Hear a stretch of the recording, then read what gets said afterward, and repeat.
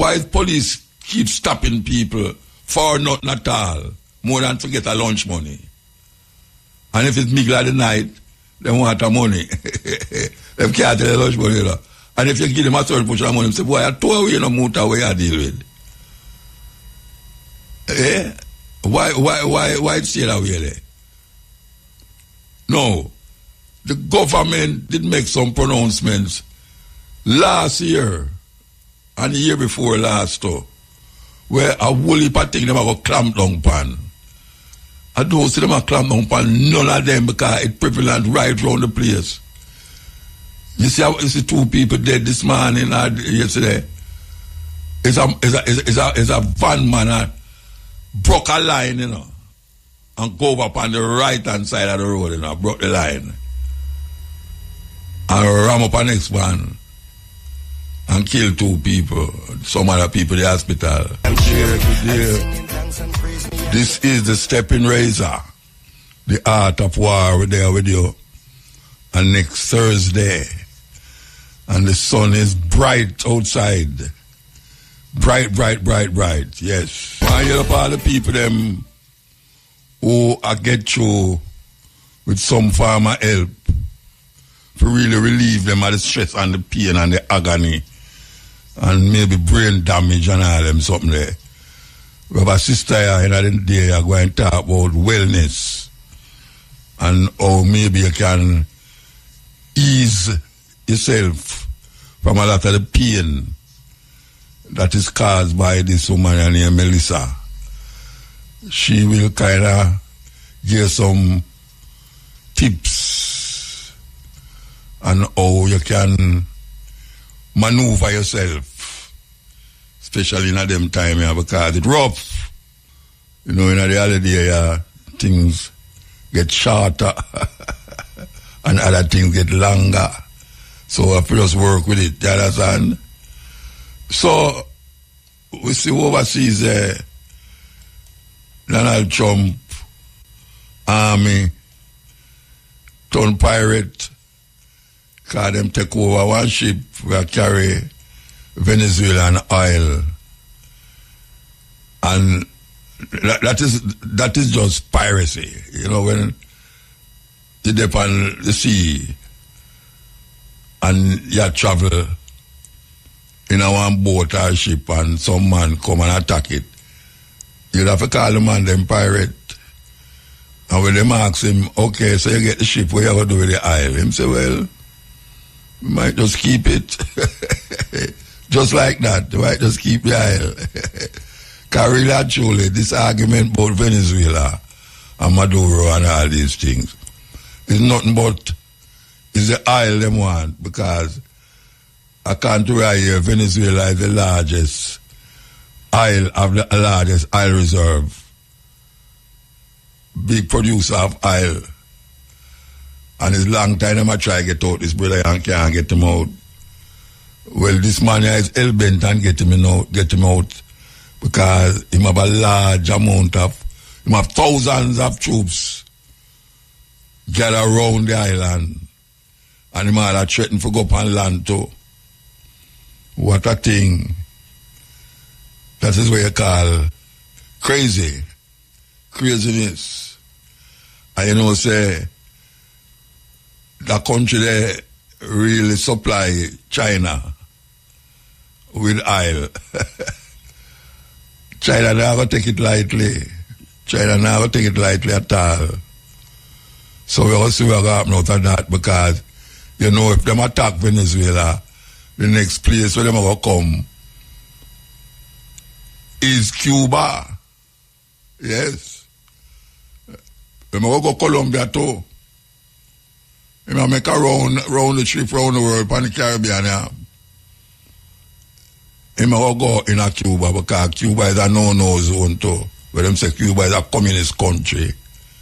For a long time, they will try to get rid of that communist country, because it poses a threat to them security as it relates to who control where and when and how and why.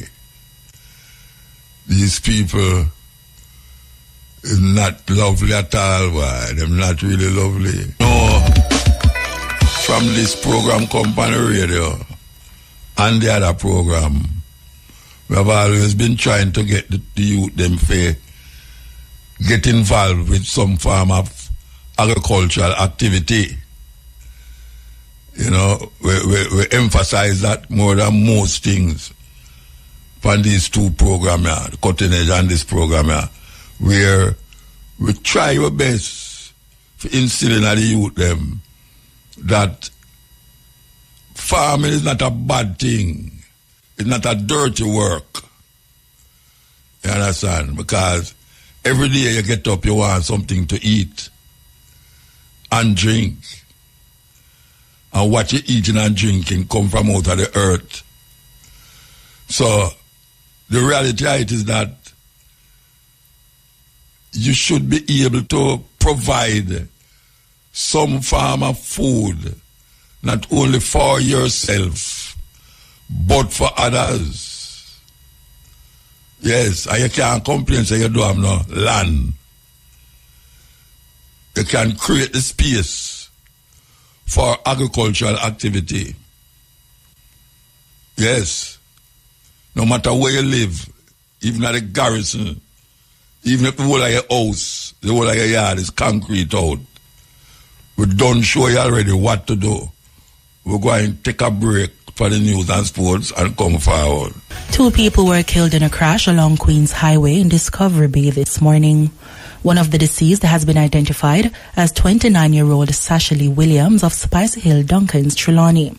The crash, which occurred shortly after 10 a.m., involved a white Toyota Hiace and a Toyota RAV4, which were traveling in opposite directions. Police say upon reaching a section of the road, the driver of the RAV4 overtook a line of traffic and collided with the Hiace motor vehicle. Miss Williams, who was a passenger in the RAV4, died on the spot. The other 4 occupants of both vehicles were taken to hospital, where another person succumbed. The others have been admitted for treatment. A case of assault involving 2 constables and a civilian was completed and discharged by the court on Tuesday, December 9, following a successful mediation exercise. The outcome of the mediation was the complainant's acceptance of compensation in the amount of $200,000. Constables Carlos Douglas and Wayne Wilson had been placed before the Portland Parish Court on August 12, 2025 for the charge of assault occasioning actual bodily harm following an investigation by the Independent Commission of Investigations Indicom and a ruling from the Office of the Public Prosecutions. The incident occurred on November 23, 2024 during a spot check request by 3 officers along West Street in Portland. CCTV footage proved useful in the investigation as the video evidence corroborated the complainant's report of use of force against his person, which the officers omitted from their report of the incident. Subsequent to the successful mediation and confirmation of payment to the complainant, the Crown offered no evidence and the 2 police officers were formally found not guilty. In news overseas, the United States seized an oil tanker off the coast of Venezuela yesterday. White House Press Secretary Caroline Leavitt says the tanker is a sanctioned shadow vessel known for carrying black market sanctioned oil to the Iranian military. According to Leavitt, the U.S. intends to seize the tanker's oil, but adds that it's subject to a legal process. Venezuela's government has accused the U.S. of international piracy and says its objective has always been to seize Venezuelan oil without paying any compensation.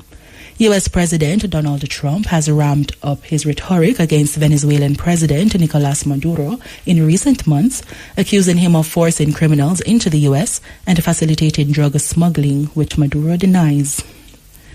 And finally, a Kenyan court has suspended the implementation of a landmark $2.5 billion health aid deal signed with the U.S. last week over data privacy concerns. It follows a case filed by a consumer rights lobby seeking to stop the alleged transfer and sharing of Kenya's personal data under the agreement. The interim ruling now bars Kenyan authorities from taking any step to put the deal into practice. Since the deal with Kenya, Donald Trump's administration has signed similar agreements with other African countries as it overhauls its foreign aid program. Under its new global health aid strategy, the U.S. prioritizes direct deals with governments rather than channeling funding through aid agencies. Yes, we're there with you. we just talk about what we have been on for years as it relates to planting food. Now, a whole heap of youth go into that. Them prefer sit down on the corner and smoke a spliff and have one cup in them and little bit of thing look like wee in there. And them chat pure foolishness. Sit down there on the corner. And a whole heap of them, them family have land, maybe not a big piece of land, but enough land we can make certain things go on for the family. But them do into that, them in a quick money, and all sort of liquor, and girls and all them something there. Now, why may I say this? We reach a serious point in a Jamaica right now, as we can see, where food security should be the highest priority, because everybody have to eat. Everybody, how much million people in Jamaica? 2.5 million, something like that, and nearer to 3. Every one of those people have to eat. Can you imagine if the people them who plant a breadfruit tree years before a whole heap were born, coconut tree did it for years, every time it come up, it drop coconut and it start to bear again, it drop more coconut, start bear again. And then we have other food, mango, not to mention mango and pear, where everybody loves so much. Most of the ones them where they on the street I sell pear and mango, never plant a mango tree yet. Never plant a pear tree yet. But them eat it every season. Why is it that the youth them tend not to want to deal with agriculture? Because they remember how them grandfather used to stay in a country. Them have on the water boat and them clothes look dirty with a donkey, and that don't look enticing to them. But them days they don't know. Because if you go and see the farmer them, especially the younger farmer them have them van and pick up melon and pick up squash and all these things and pack up them van and go on a market, go sell it wholesale. And in the night, then go a party in the van with them girl. So them now miss nothing. But the majority of youth is the problem. And today we want to really talk to the youth them who just sit down on the corner. Them just sit down on the corner. Not doing nothing the whole day, harass people. Some of them claim say them have put people in a bus and grab on people luggage and even a whole woman them and go cross the road. And the woman them don't want that. Them want just walk go and take any bus them want. Them know why you all and pull them for going on the bus when you want them going on. That is a problem too. Sometimes it cause fight. Me see it all the while, you know. Sometimes it cause all fight. Because one had grabbed someone one way and the other one had grabbed the other one the other way. And every one of them people say, you take food out of them mouth. Them way there. So, we understand and we know that there's certain things that need to be out, but we don't want to come off of this topic here.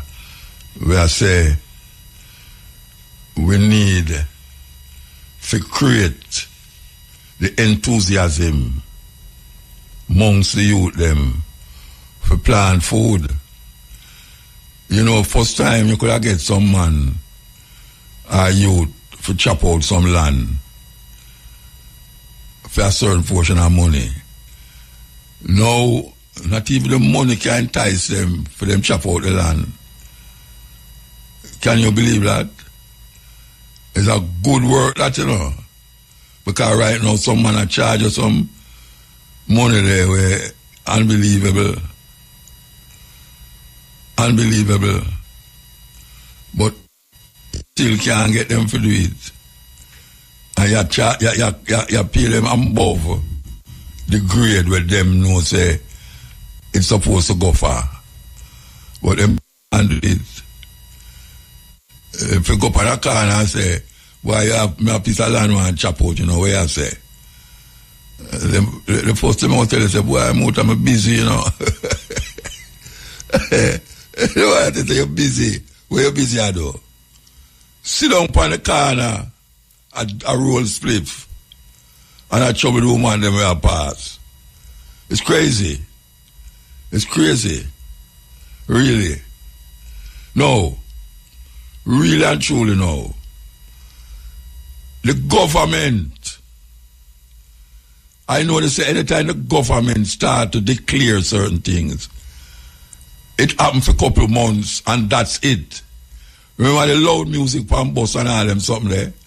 Or the conductor them stand up on the door side and a swing.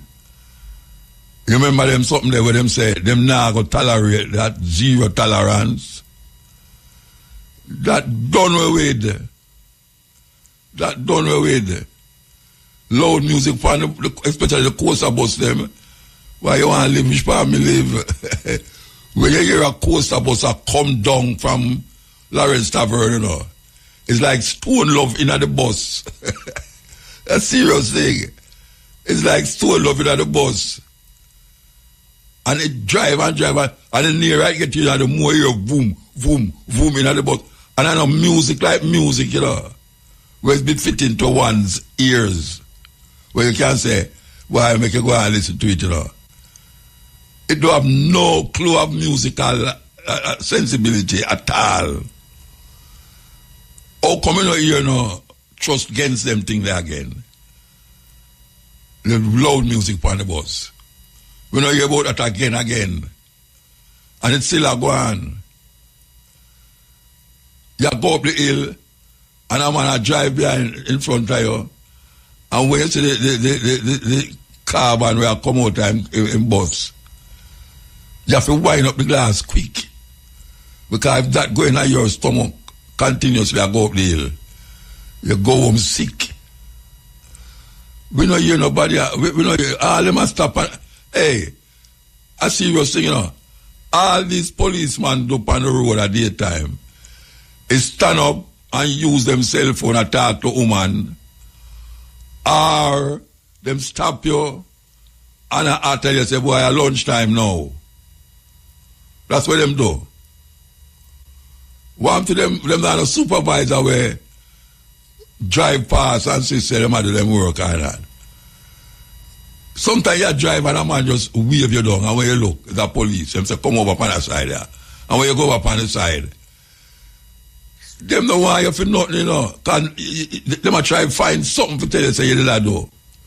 And when it really boil down to it, it's a lunch money, them a look. Lunch money. Warm to the law and order that we're supposed to have. Why police keep stopping people for nothing at all, more than to get a lunch money? And if it's middle of the night, they want the money. They can't tell the lunch money. You know. And if you give them a certain portion of money, they say, boy, I told you no muta where you deal with. Eh? Why it stay that way there? No. The government did make some pronouncements last year and the year before last too, where a whole heap of things them a go clamp down pan.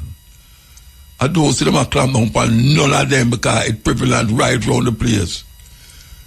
You see two people dead this morning or yesterday. It's a van man broke a line, you know, and go up on the right hand side of the road, you know, broke the line. and ram up a next one and kill 2 people, some other people in the hospital, because I can't bother stay on the line. Now, how me I say all them traffic madness that go on the road, especially in the morning, where a taxi man just go around the whole of the traffic and go up on the right side of the road, and I drive like wow to catch up. That's the next thing now come up the road. And by the time I reach down, they say I'm block the road. And him can't get to come over. Because the man, them see what him do and say, oh, me nah make him come over, you know. Him to stay on the line. And this will now come create problem and complication. Not to mention the road them want to fix. Want to get up all the mechanic them, you know. And all the people them who want to sell car parts. We'll go and get rich. Yes, we'll go and get rich. Because you see them road they will mash up, them now fix for now. Now fix for now at all. Because there are other things I do. So the mechanic man, them better have car parts. Better have car parts because trust me, the amount of car we go and mash up, it's not lovely at all. So how me can see them something and government now see it? Or that go? Me I see too much. The people them is in problem. It's big problem. So, back to the last year or year before last, the government make an argument say, they are going to get some people in the community to monitor the pre-the-last and the man them what thief people food. Warm to them man because me not hear nothing more about it again. It's like them just make an announcement there. And everybody feels say, yeah, them will get so that many people are ball out say, them forget the man them who had do this thing. Them forget a gun. Them need to give them a gun. Because them say them going to train them how to do certain things and this and this and that. We don't hear nothing more about that again. Meanwhile, back at home, the thief in the pre-last and them is the wickedest set of people them in Jamaica. Those men who watch your planting, watch your food, your vegetable them, watch your, which part you put your cow, and then little more, you wake up the next morning and you don't see it, your plant chop down, and more than likely him gone and somebody go sell it, and you go down and walk past and see it, and buy it, and your plant never sell you. It's a terrible thing. Why the government cannot maintain what them say? Why is it that them bawl out loud about certain things and then eventually it just swivel down? It just go right down. The traffic on the road, terrible. And part of it is because the road them want to fix. Part of it is because the road them want to fix because the hurricane come and we don't know, so them never did do the road them properly already. But now it worse. Because this hurricane has sink all hole. Me say, sometimes I go down the hill. And I know which part the hole them there though. I know which part the hole them, I know which part to slow down. Which part to swing over upon my right. Which if we go nearer to the left and all them something there. But when you come up back, it come like some new hole in the road. I said, but we remember that road, that hole there, where me let go down. How it reach us so. Boom, you drop in it. Then the thing is that when you go up, you know, and the hole over your side, you know, you try to avoid and go up on the right hand side, and a man come along same time. And it's one hell. Because you have to maneuver and go back over your side, and one of your wheel them go boom in the hole. A hole we are dealing with, you know. Big hole. I don't know, easy hole upon the road, them, you know. Every road, you know. We're not talking about just back a road business, you know, back road, no. Main road. Main road. When you know, say, sometimes you see the traffic slow down, and you say, we are going down there, so. Nothing I go down there. And people are maneuver around the whole them. You can't ball now, because them going to say, them have bigger things to do in St. Elizabeth and Westmoreland. Like say, the whole them in the road is not a big problem. Want to the garbage truck them. The garbage truck them not about again. She say, too much garbage in the garbage bin them. By the time, no, Rasta. So, when them to them going to have provost officers, they going to have provost officers for monitor farms. They going to get somebody reputable in the community and they going to make them see over and try to prevent the bully of pre-larceny will take place. But I don't hear nothing more about it. I don't hear nothing more about this pre-larceny, these pre-larceny officers that is necessary and needed, especially in this time, yeah. Because the man them dip on the field them like they have for them ground. Like them get up 5 o'clock a morning and go home 5 o'clock a evening. They go like that them do. Whether the man farm, him get up 5 in the morning and left there and go home 5 o'clock in the evening. And when him gone home now, them just sleeping like some little rat. Like some little rat, some little drunk crow. At least a drunk crow now hide sometime. But them go like them a rat. What is it that the government is doing when they make these arguments about them going to have monitors for pre-larcenies? What we're going to do? They're going to wait till a man decides they can't take it along and chop up a man. Because you have some farmer who do that, So, see the boy, will lay wait him, And when the boy come out, we'll boom, boom, boom, chop him up. We still go back to the farming something, Yeah, we still go back to it because it's necessary and important that we emphasize it. Because we can't talk about it too much. Some people might say, why you talk about the farming thing? Yes, we are talking about it. Because it seems as if the ones them not get the understanding of what going on. Food have to eat. Therefore, if food have to eat, I mean say food have to plant. Yes. If food have to eat, food have to plant. And it needs somebody to plant it.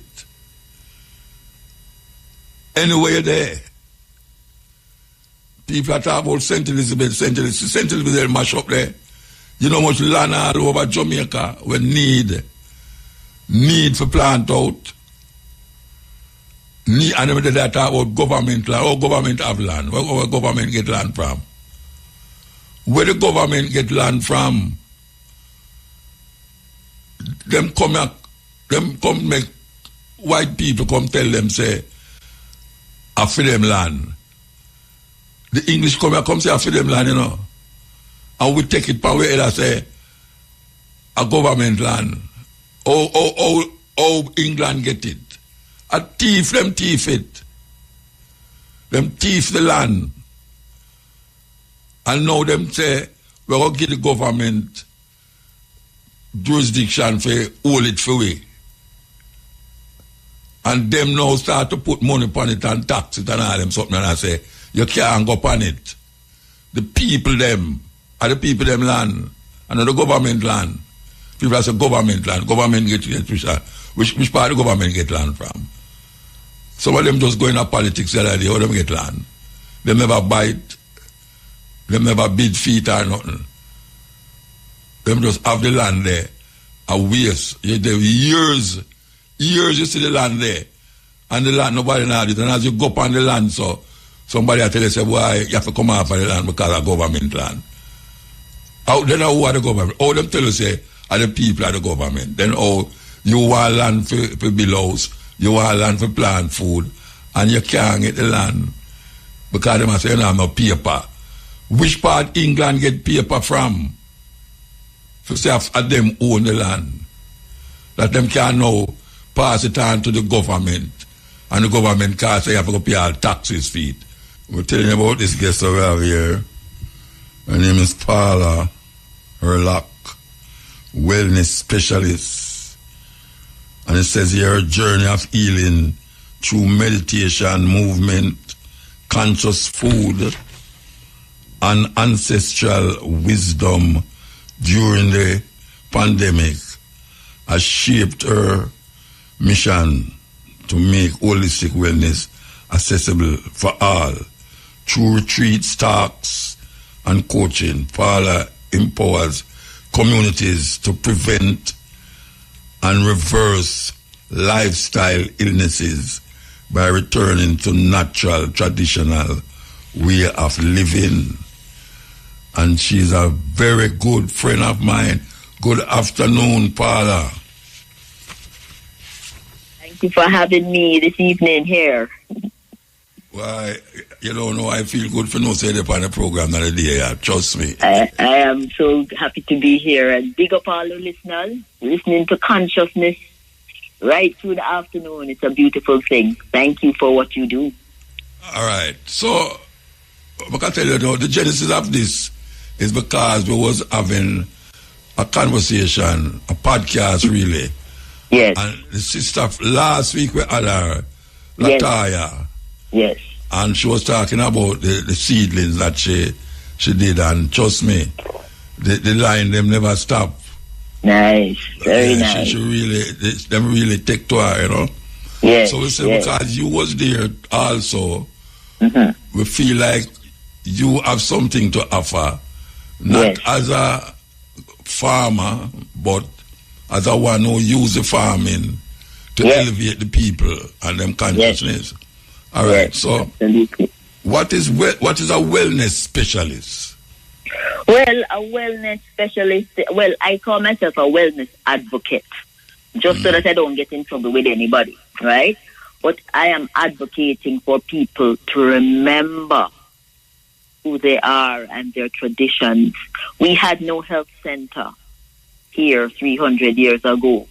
We had no health. Our great-grandmothers and grandfathers and our great-great-grandmothers and grandfathers had no health centers and no medical doctors, yet they were strong, and they have produced arguably one of the strongest populations in the world, the most prolific, most creative, most, amazing set of people on the planet. So they must have been doing something right.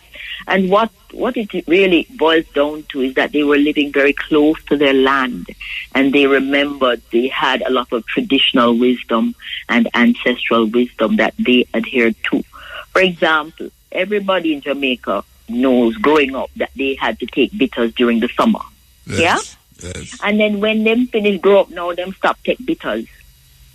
What do you think will happen? If you're not getting rid of the parasites in your body, then those parasites now grow into illnesses, and this is why we call them lifestyle diseases, because it's because of this modern lifestyle, eating processed food, going to work 9 to 5, being under pressure, and not spending time in nature, that causes diseases.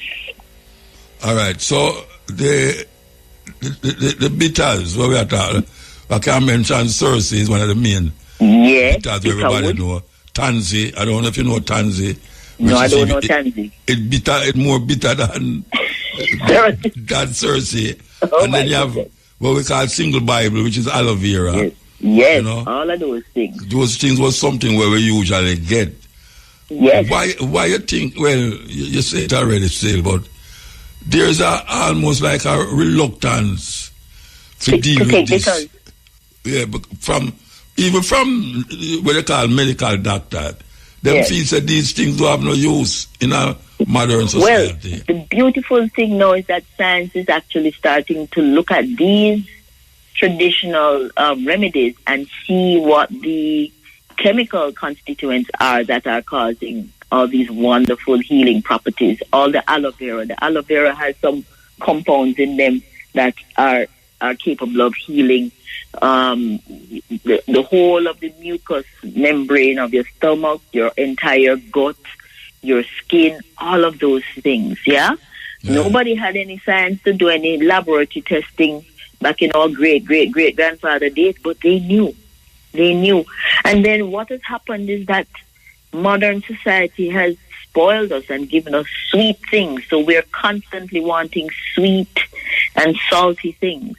And so the body needs bitter and sour in order to regulate and create the secretion of certain digestive enzymes.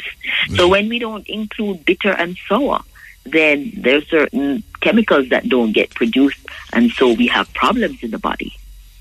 So explain to me what a normal session with Paula entail. What well, you know, when somebody come to you or a group come to you, what you do to them? It's interesting because most of the people that come to me are people that are having problems with mental and emotional issues.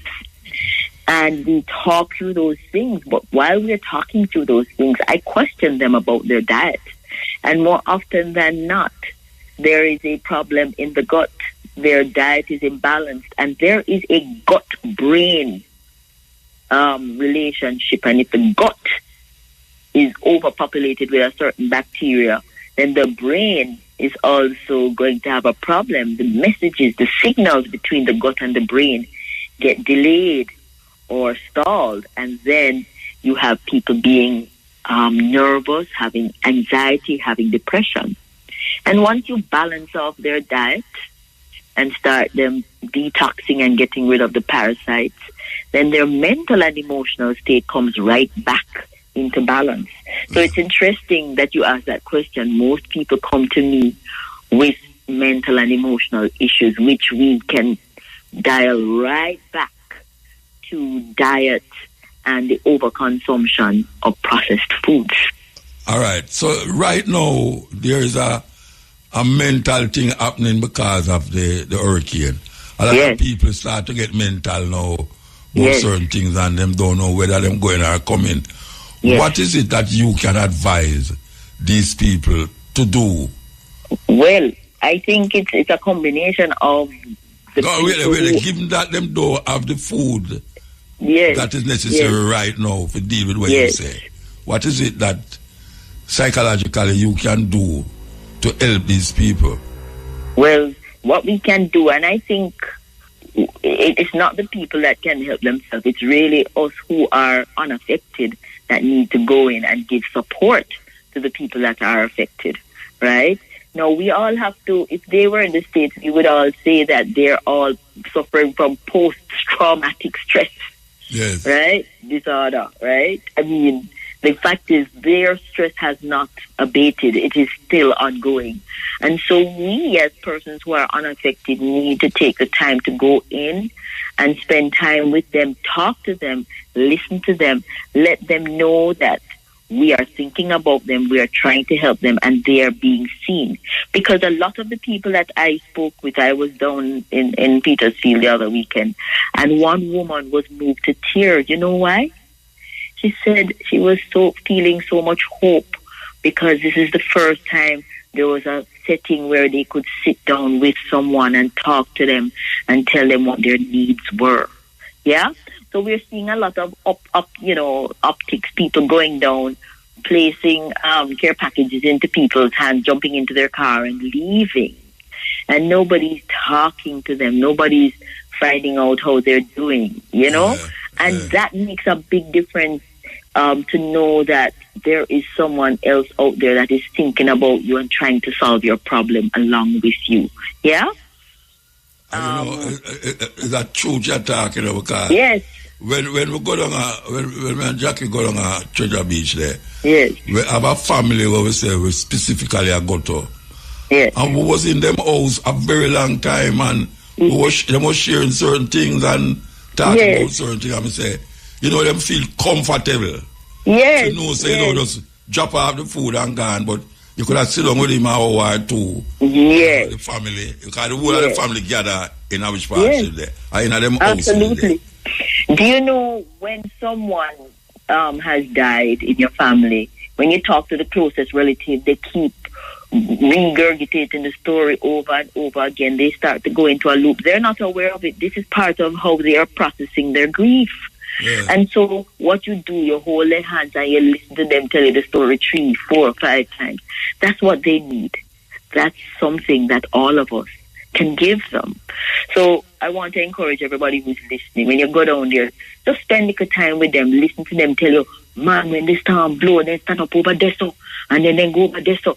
It is helping them to process their grief, and that's all they need, a listening ear and caring, and a caring heart, if you ask me. All right. Yeah?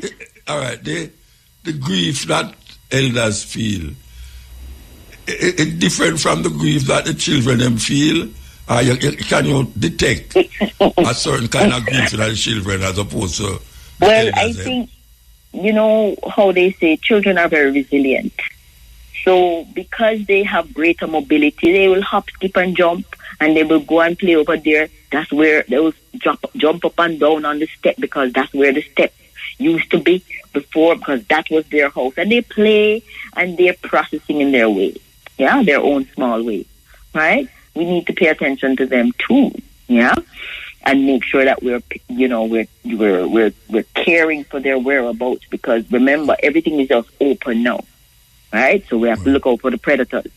And then now the older people, they're not as mobile. Some of them are bedridden. Some of them have mobility issues. And so they are worried about where their next meal is going to come from, where they're going to sleep, who will change them because they can't go to the bathroom, if they have enough diapers, little things like that. So it really takes a community. And I will say this, Muta, you know, as bad as we say Hurricane Melissa is, you know what Hurricane Melissa bring with? Community. Nearer to each other. Yes, everybody lock up in them house, having their own life. Now everybody is out and everybody is looking out for each other. Yeah, and nobody this is have a no beautiful phone thing. to talk over the phone and ignore the one who is beside you. Yes, that is what has been happening. So everybody is brought back to being present with the ones that are beside them, around them. You know, someone, Donisha, who is down in Petersfield, they were delivering free gas cylinders to a particular community. And everybody was afraid to go into that community because it's dangerous. And they went in despite the caution. And when they went in and they explained to somebody, then everybody started jump around and help them to unload the gas cylinders. And a lady took her one side and said to her, the first time I ever see them do that talk, you know. You know what I mean? So it leveled the playing field. Suddenly, everybody had no roof. Everybody's house broke away. And so everybody is understanding. And another thing that I realized, that everybody is at peace with what has happened. They are not feeling like victims. They, if you ask them what happened, they say, my house mash up. Yeah, I have no roof, everything gone. And it's a matter of a fact thing. And that is what I love about Jamaican people and especially rural folk. They don't stress out the same way that town folk do. And I'm very glad. Because town folk are more for lose. Exactly that. And also, rural folk are actually closer to nature. And nature has the ability to regulate your nervous system. So if you're able to be out walking on the real ground with grass and tree and bush beside you, you are a different person than somebody who have concrete above, below, and to the side and all around. Yeah? So another good thing about this whole event is that it put people right back into nature, because nature is a healing modality. That's one of the things that Wellness Experience Jamaica has been promoting, that nature is actually a healing modality. All right. When you say promote it, explain to the people what you do. When we in Jamaica, not so bad. But you see, for people who are abroad, they don't realize that a trip to the river is therapeutic. Just sitting, the sound of the water is therapeutic. It does something to synchronize the left and the right hemisphere.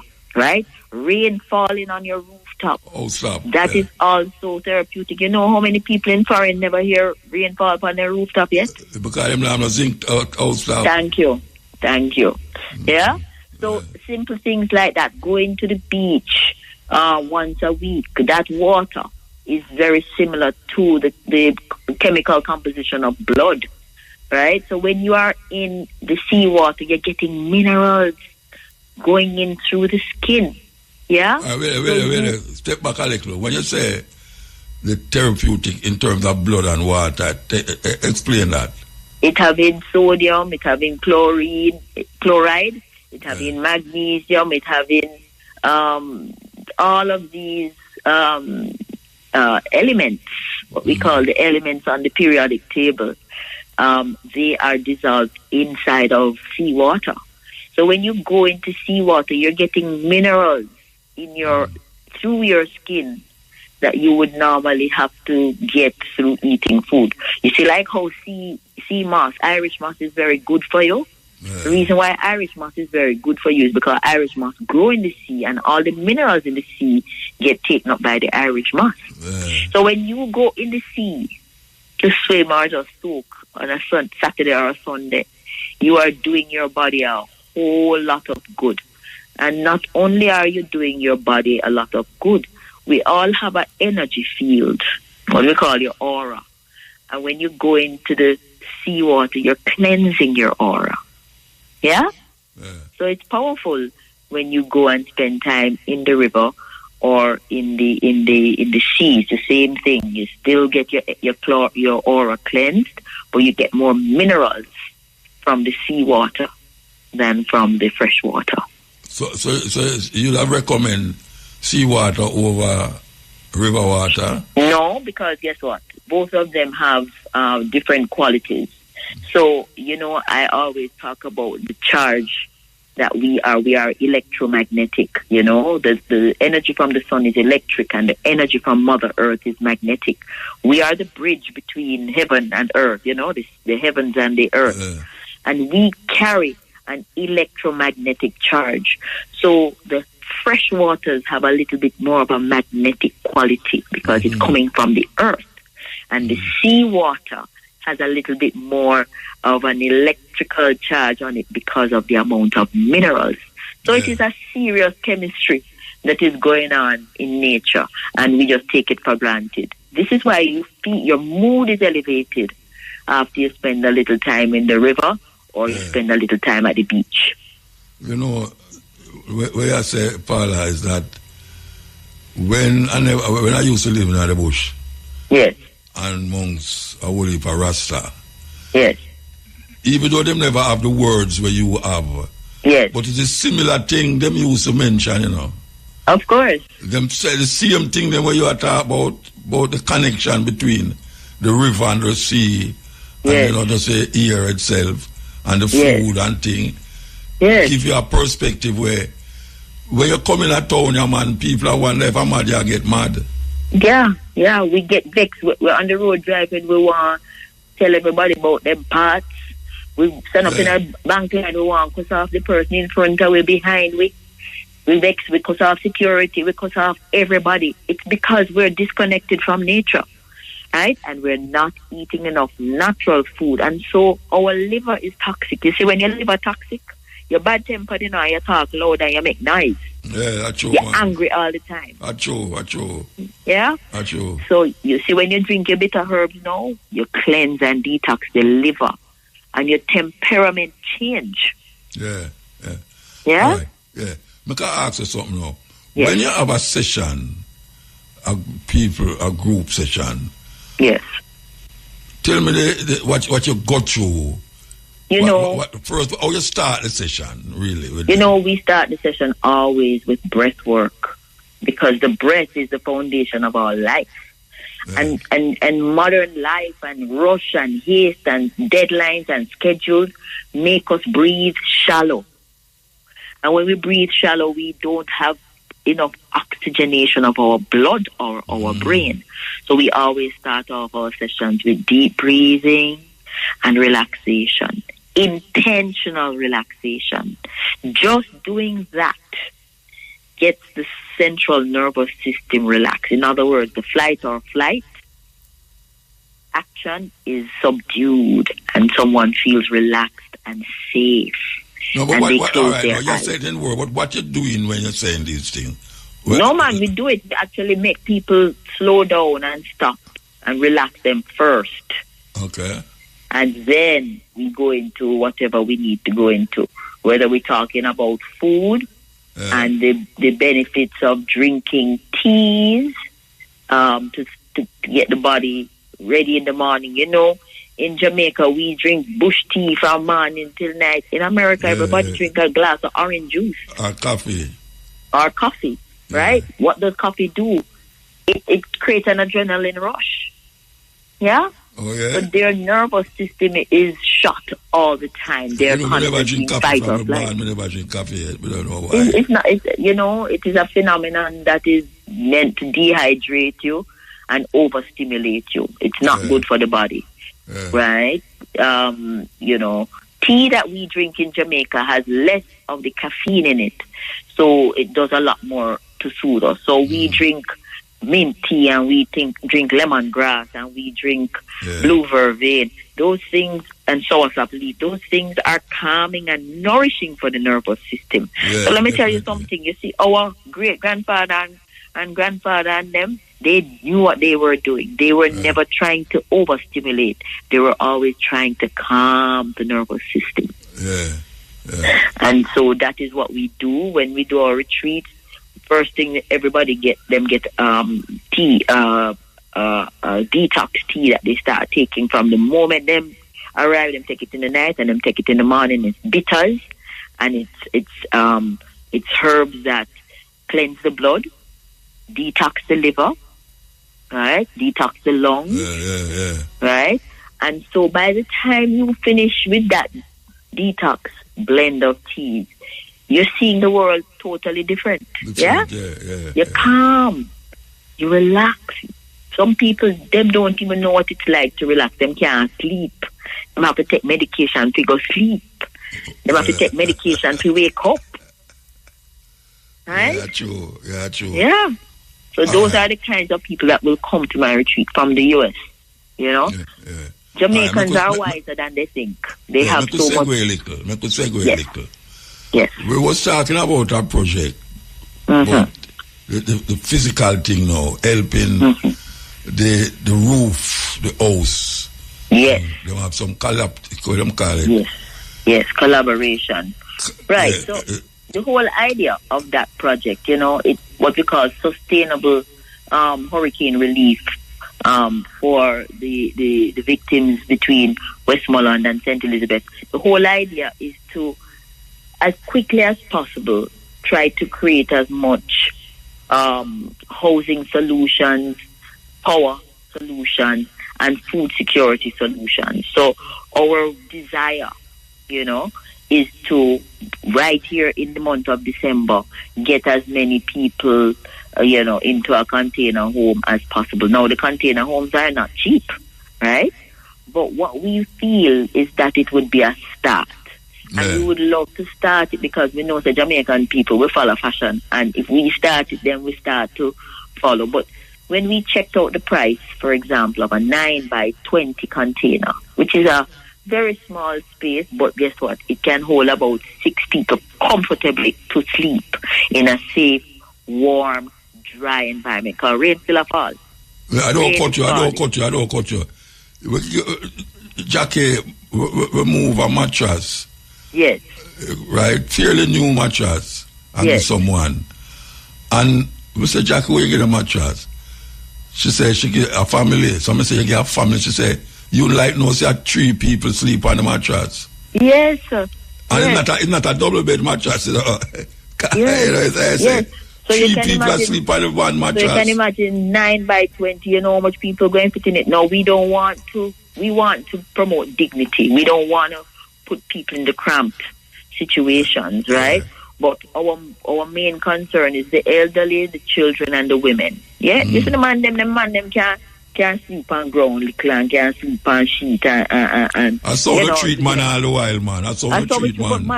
Man back broad and man back. That's what I say.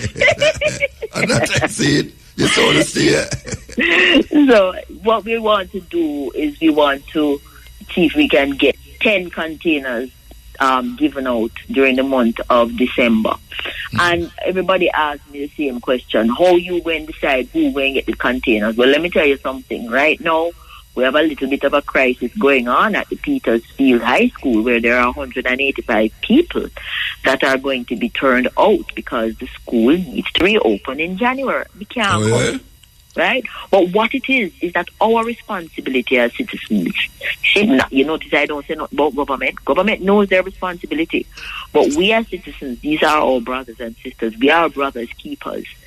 If we don't see government moving fast enough, we can get together.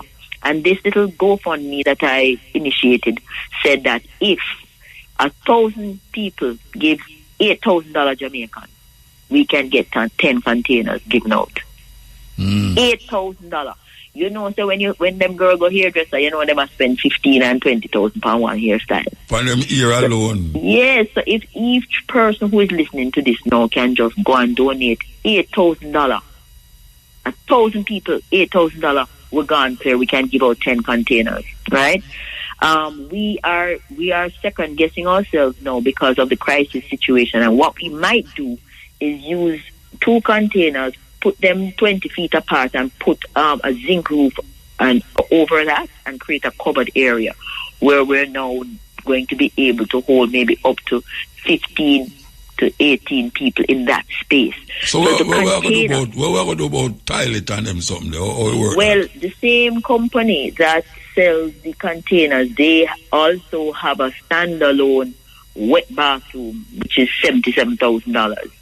So we can buy one of those. The problem is that we're going to have to get it connected to either a sewage system or a soakaway. Yeah, that's not saying which problem. That is a problem there. So that is a problem. But guess what? You know, we as citizens, we can do so much and no more, and we are definitely going to require the technical expertise of the technocrats in government to assist us, because remember, we are fast tracking something that they probably won't start doing until February, because it takes 40 to 60 days for these container homes that they have in mind to be shipped from China. So we are trying to fast track and stand in the gap. You understand what I'm saying? There are perhaps 40 of these containers on the island right now. So we just want to be able to capture 10 of those in December, then probably January again we hit another 10. But this is contingent on people who are listening and people who follow me on Instagram to be able to say, boy, we're going to donate a $50 US or a $8,000 Jamaican towards this initiative. I say $8,000 is one at the container, that's what I say? No, it is just one container costs about 800,000. But 800,000. If 1,000 people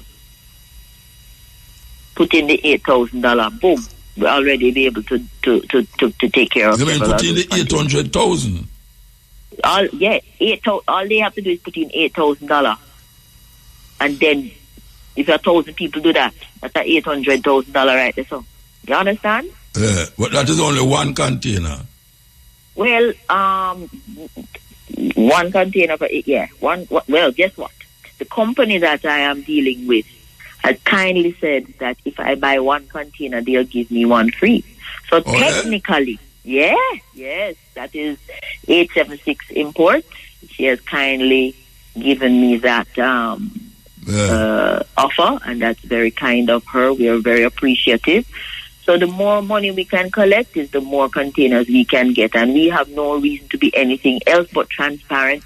This is an initiative to promote dignity and empowerment, because guess what? If you don't have a roof over your head and a place to sleep, you can't think clear enough. You can't figure out how you're going to get yourself back on your feet. You see, if you have a bed to sleep in and a roof over your head, you can say, all right, now we need to go at the wholesale and see if we can buy some things and sell them over Christmas. You understand? So what we are trying to do is protect the nervous system of our brothers and sisters by helping them to put back a roof over their head. Now, there are other initiatives that are actually repairing roofs, right? But that's not my area of expertise. To me, the most quick way to get roof over people's heads right now is to drop these containers. Because you know what is happening, Muta? Yeah. People are saying, all right, let me donate some piece of wood and some ply and some zinc.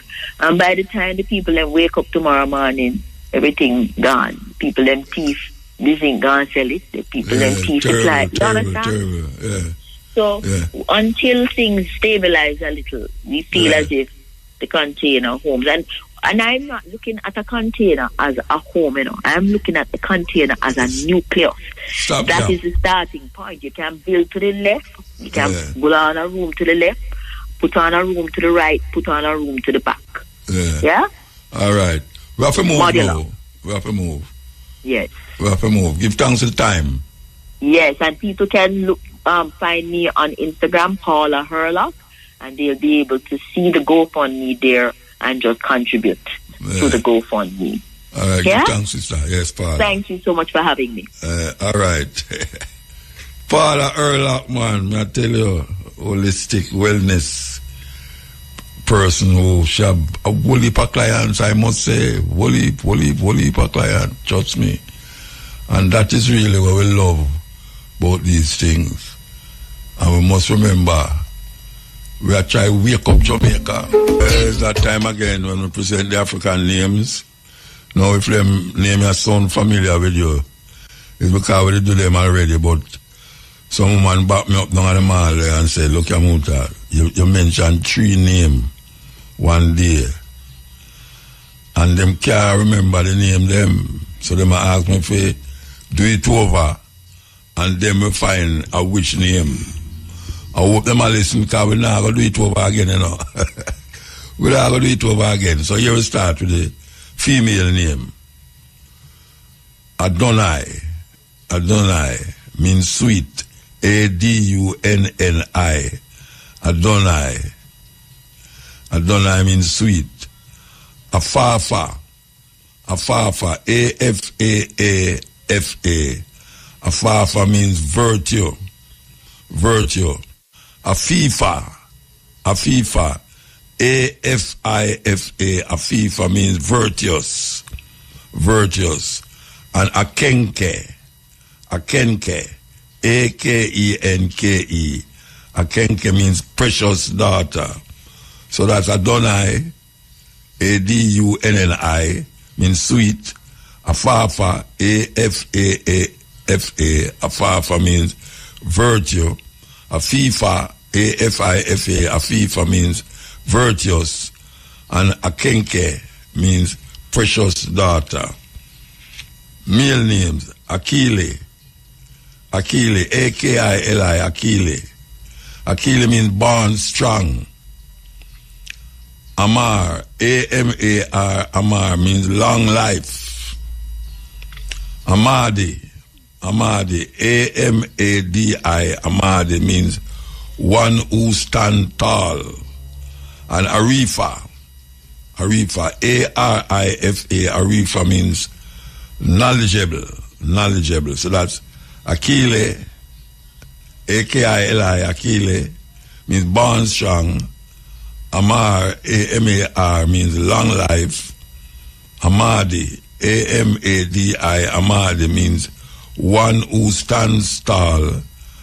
And Arifa. A-R-I-F-A. Arifa means knowledgeable. And now the details. A somber mood hangs over the Spice Hill community in Duncan's Trelawney after 2 residents perished in a motor vehicle crash along Queens Highway in Discovery Bay, St. Anne this morning. Dead are 29-year-old medical professional Sashley Williams and her boyfriend Dale Robert Williams. The couple leaves behind a 3-year-old daughter. Reports are that shortly after 10 a.m., Mr. Williams was driving a RAV4 with Miss Williams as a passenger when, upon reaching a section of the road, he overtook a line of traffic and collided with a highest motor vehicle which was being driven in the opposite direction. The couple and the 3 occupants from the highest were taken to hospital where Mr. and Miss Williams died. The others have been admitted for treatment. Mr. Williams' Uncle Dean told RFM News that the family is not coping well. He said their 3-year-old daughter is unaware of the tragedy and is expecting them to return home. He noted that Miss Williams would have turned 30 next Friday, December 19. Body breakdown, and try to take a push up pill and some water. And I say, and the excess boy can might be, make it and then tap the toilet boys and such. But it was sudden, he just left the yard and then go there and come back. Just leave her with that and his sister. Dean, uncle of crash victim Ashley Williams. Meantime, Sian Lawrence, who worked with Miss Williams at hospital in St. James, described her as a wonderful person. Ashley was a nice girl, nice, God-fearing girl. She always smiling, always upbeat. When I see her, you see her smile. First thing that you see when I see her, you know? Every time I see her, I say to her, where's the pretty baby that you have? She always like, say I'm alright though. He really shook hospital. I'm not going to lie. Not just me, but the whole floor, The whole hospital family has been shook by this devastating incident, Hospital worker Sian Lawrence. St. Anne, St. James and St. Catherine have recorded most of the country's 91 suspected leptospirosis cases. St. James has the highest with 19, followed by St. Anne and St. Catherine with 13 each. Principal Medical Officer and National Epidemiologist Dr. Karen Webster-Carr gave an update during a press briefing this morning. She said as of yesterday, of the 91 suspected leptospirosis cases recorded post-Hurricane Melissa, 30 have been confirmed. Dr. Webster-Carr added that 7 deaths have been confirmed. She said males are more likely to contract the disease. We, as of yesterday, would have seen 91 cases post-Melissa, of which 30 are confirmed, and 12 deaths, of which 7 are confirmed. With respect to when we were seeing these cases, Hurricane Melissa was in week 44, and we are now in week 50. In week 46, we would have seen the highest number or the greatest number of cases in week 33. When we look at the sex and age distribution, men are at greater risk of contracting leptospirosis, with about 84% of cases being male, and 100% of deaths are among male.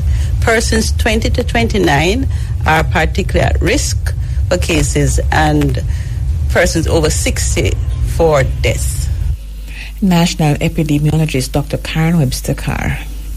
The Chinese medical ship, which docked on the island shores on December 4, has served more than 4,000 patients and is to depart the island's waters on Tuesday, December 16.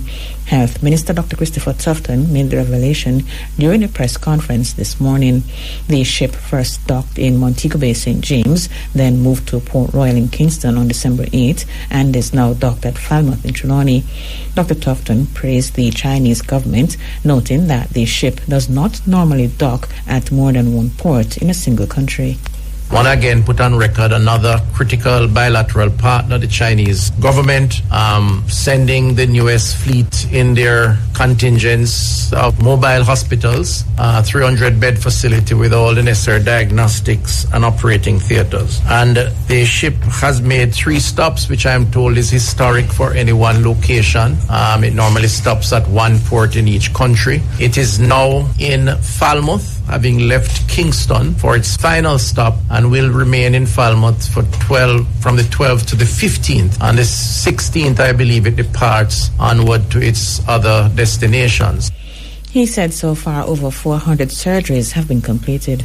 It's been historic too because of the numbers of persons that it has seen, bringing much relief to Jamaicans across the 3 geographic locations. The ship catered to patients of the health centers and hospitals in the western region over the 3 days, with close to 2,000 patients seen and some 277 surgeries completed. The ship just concluded its 3-day stop in Kingston where it saw some 2,766 patients and completed some 206 medical or surgeries, 206. So they did better in terms of seeing more persons here in Kingston over that 3-day period. Again, a big thanks to the government and people of China for this support. I've been on the vessel at least 2 or 3 times. It's really a sight to see, amazing, very technologically advanced and offering critical support with its over 100 health personnel working with the regional authorities. And plans are on the way to relocate the field hospital from the Black River High School to the Black River Hospital grounds in St. Elizabeth. The field hospital was deployed last month to provide extensive medical services and support to the local healthcare infrastructure in the aftermath of Hurricane Melissa. Speaking at the press conference, Dr. Tufton said the intention is to consolidate services now that the Black River facility has been cleaned and restored. He said the relocation is expected to be completed by next week. The move we hope to be completed by December 14th. And the intention here is to consolidate services, given that the Black River facility is now cleaned up. Some services are going to be restored there, given the work that is taking place. And the staff are better able to coordinate the management of patient care at the same geographic location. That, we believe, is the best approach. We are in the process of training our local team, working with the JDF for that relocation, but also for maintenance of the equipment and the facility itself, which is a very complex facility, having several services, oxygen generator, desalination plant, and other things. And so there is a transfer of knowledge that is taking place now, which is a positive thing. Health Minister Dr. Christopher Tufton. The government is reminding citizens that an official damage assessment is required for persons to benefit from Hurricane Melissa housing repair and reconstruction grant assistance. Teams from the Ministry of Labour and Social Security are conducting assessments in the affected parishes, and citizens are being encouraged to cooperate with them. Citizens are also being encouraged to self-report damage to their homes via the ministry's website if assessors did not visit them. This information will help the ministry to prioritize and plan, especially in heavily impacted communities. Portfolio Minister Pernell Charles Jr. noted that the assessment ensures fairness, accountability, and proper targeting of limited public resources to households most in need. He said as of Tuesday, December 9, over 40,000 homes have been assessed.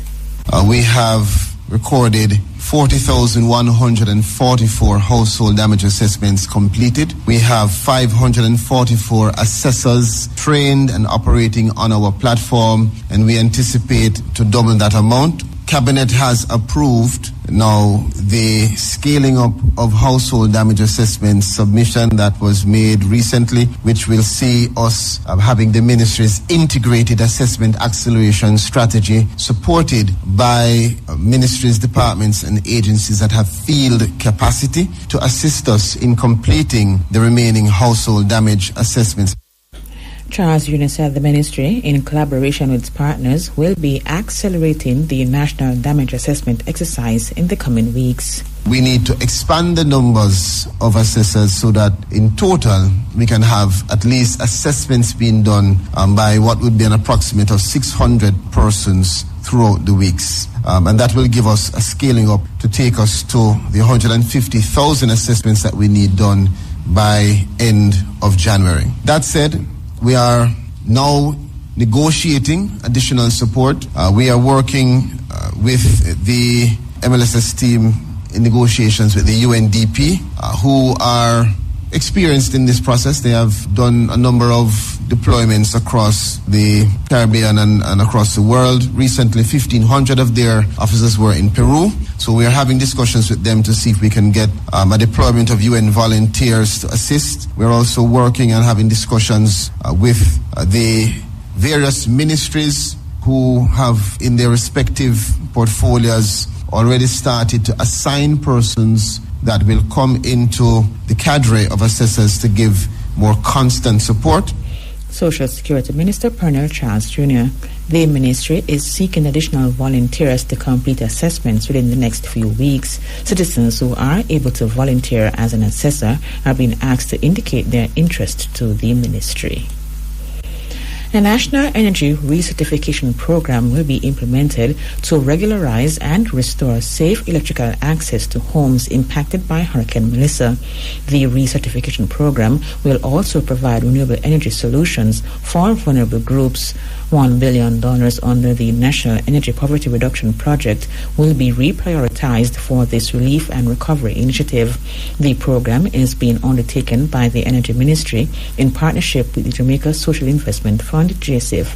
Speaking at the post-cabinet press briefing yesterday, Minister of Energy Dar Vaz said the program will start this month and run until next year, March.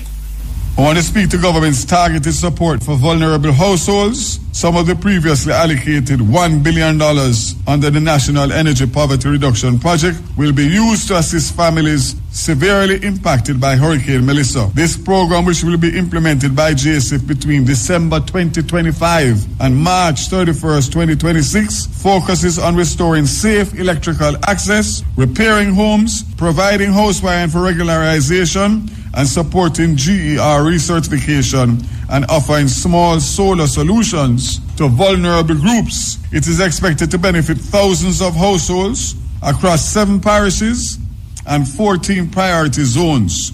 We anticipate a total cost of $1.479 billion, leaving a funding gap of $479 million, and we continue to work through the appropriate mechanisms to close that gap. Obviously, with this being such an important part, we will make an appeal to the Ministry of Finance to allocate based on the Hurricane Melissa allocations.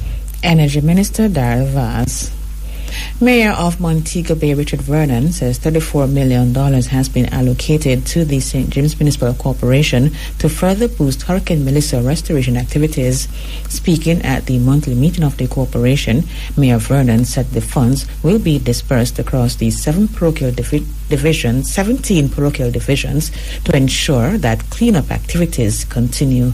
This will be allocated across all 17 divisions to deal with the cleanup exercise during the entire season. It will focus on the restoration of public spaces and lay the groundwork for full recovery. He highlighted that a citywide cleanup of Montego Bay will take place on Sunday. On Sunday, we'll be mobilizing the communities and members within the corporate sector to help with a citywide cleanup effort. I'm encouraging our representatives to undertake a similar approach in their respective divisions to mobilize support from the community members to clean up this Sunday, December 14, 2025. Our effort will see the inclusion of several agencies, including the Jamaica Fire Brigade, Solid Waste Management Authority National, JPS, Flow, Digicel, the Jamaica Hotel and Tourist Association, the Montego Bay Chamber of Commerce and Industry, Red Cross, and several others. Mayor of Montego Bay, Richard Vernon, he explained that Sunday's cleanup will be in addition to the National Cleanup Program, under which 16 constituencies in Western Jamaica, including 5 in St. James, are being targeted. The program will last for 4 to 6 weeks. Kingston Mayor Andrew Swaby has announced that each division in the Kingston and St. Andrew Municipal Corporation will receive $2.5 million for the December Employment Generation Program. The annual Christmas initiative provides short-term employment for residents through community cleanups and other improvement projects. Mayor Swaby says he has instructed the City Engineers Department to ensure that every project funded under the program is executed with full transparency and strict accountability. All councils would have made submission under the Employment Generation Program. For December, a total of $2,500,000 has been allocated to each division. Note that $1.5 million comes from the KCMC. An additional $1 million has been provided by the Ministry of Local Government. I've given clear instructions to the City Engineer Department to ensure that every project is carried out with full transparency, strict accountability, and the highest value for money. It is essential that the resources entrusted to us are used efficiently and effectively so that the residents and kids of St. Andrew will see real improvement in their communities. He says the goal is for communities to see real improvements and tangible benefits, adding that councillors must be active and fully involved in the experience. I urge all councillors to actively support these efforts, monitor the work in your respective division, and engage with the team on the ground. We want to ensure that the Employment Generation Program for December delivers tangible benefits, strengthen public confidence in the KCFMC, and demonstrate our commitment to good governance and service to the people. Kingston Mayor Andrew Swaby. Some butchers have criticized the recent initiative by the government to ramp up livestock tagging, noting that it is counterproductive as animals are slaughtered shortly after they are tagged. Earlier this week, several butchers protested and called on the authorities to address their long-standing concerns. It followed Saturday's protest and another weeks before. The butchers said the problems range from an ongoing shortage of identification tags for animals to authorities' failure to meet with farmers to discuss their concerns. Manchester butcher Rainford Clark wants the Agriculture Ministry to facilitate an immediate meeting to discuss how the tagging system can be made more efficient. He said efforts to ramp up tagging do not benefit butchers and livestock farmers due to the short time frame within which it is being carried out. My call is sit down and talk with us or reach out to us, have a 5-minute call and say we are going to do this and we are going to do that. Because what really happened, they're tagging the animals them today and between tomorrow to the other day, all those animals are tagged from the butcher and all those tags throw away and waste and gone. We are asking them to go out in the field and be more on the raising cow, the calf and those small cows. So later on now, a couple of years from now when those cows grow up, we don't have to call and bother you to tag these cows. They're ready to sell. They tag and have the regular passport and everything. Instead of now, you're rushing us every day and locking us up and everything to get the cow tag, and we have to be rushing, getting the cow tag. Some of us will get it tagged, some don't get it tagged. And then 2 days time the cow slaughter and the tag throw away. Waste of resource. Manchester butcher Rainford Clark. And a group of butchers wrote to the Agriculture Ministry on Tuesday requesting a meeting to discuss the new tagging system. In the letter addressed to the ministry, the butchers noted that since the system was implemented, many of them have been facing serious difficulties that are affecting their work and businesses. The butchers requested to meet with Minister Floyd Green by next Wednesday, December 17, to discuss their concerns. Meanwhile, the Agriculture Ministry says its animal tagging blitz will take place in Manchester on Saturday. The targeted communities include Rose Hill, Rodd's Corner, Cross Keys and Porus. Farmers who have cattle requiring tagging are invited to contact the National Animal Identification and Traceability System at 876-6485-672 or the Veterinary Services Division. Farmers participating in the exercise are asked to have their ID and TRN on hand. Minister of Environment and Climate Change Matthew Samuda today urged global action at the 7th session of the United Nations Environment Assembly, citing hurricane losses equivalent to approximately 41% of Jamaica's gross domestic product. Speaking at this session being held in Kenya under the theme Advancing Sustainable Solutions for a Resilient Planet, Mr. Samuda underscored the existential threats facing Jamaica and other small island developing states, citing the devastating impact of recent climate disasters. He reiterated that Jamaica suffered over $8.8 billion in damage from Hurricane Melissa in October. He positioned the disaster not as an isolated event, but as the latest blow in a relentless 4-year onslaught of climate extremes. Mr. Samuda advocated strongly for global recognition of the vulnerabilities facing small island states. He said despite challenges, Jamaica remains steadfast in its commitment to global environment goals and local resilience building efforts. UNIA 7 therefore presents another opportunity for us to demonstrate collective will in identifying and promoting sustainable and innovative solutions that will result in a resilient planet for all. This task is not the remit of any one country or group of countries, but that of all. Hence, the decisions that we take at UNIA 7 must be inclusive and cover the gamut of climate and environmental issues. For those reasons, Jamaica wishes to add its voice of support to the following resolutions: strengthening the role of UNEP, strengthening global response on the massive influx of sargassum seaweed blooms, and of course, accelerating global action to promote climate resilience and coral reefs. Jamaica remains committed to working with UNEP and other global partners in promoting a low-carbon and environmentally sustainable future.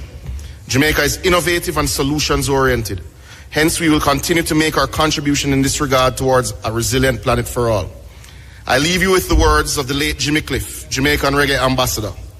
You can get it if you really want, but you must try, try and try. You will succeed at last. Minister of Environment and Climate Change, Matthew Samuda. A St. Catherine taxi operator has been charged in relation to the alleged theft of service cable wires in Monique St. Anne on Friday, December 5. He is Omar Johnson of Old Harbour Road, Spanish Town. Reports from the St. Anne's Bay Police are that about 1:45 a.m., officers on mobile patrol in Monique observed Johnson removing service cable wires from a manhole. Further allegations are that he placed the wires in a green Toyota Probox motor car. Upon seeing the police, Johnson reportedly drove off speedily. The officers pursued the vehicle and recovered the stolen cable wires. The vehicle was seized and Johnson was taken into custody. He was charged with simple larceny and the malicious destruction of property. Johnson is to appear in court on Tuesday, February 3 next year. Jamaica's former Deputy Commissioner of Police, Fitz Bailey, has been elected as the second Vice President of the Association of Caribbean Commissioners of Police. Bailey is Commissioner of Police of the Royal Turks and Caicos Islands Police Force. According to Turks and Caicos media, his latest appointment underscores his leadership and commitment to advancing regional collaboration on law enforcement matters. Under Bailey's leadership, there has been a significant reduction in murders, serious crimes, and gang activity in Turks and Caicos Islands. His new role positions him to contribute further to the strategic direction of the association, fostering stronger partnerships among Caribbean nations in the fight against crime and the promotion of community security.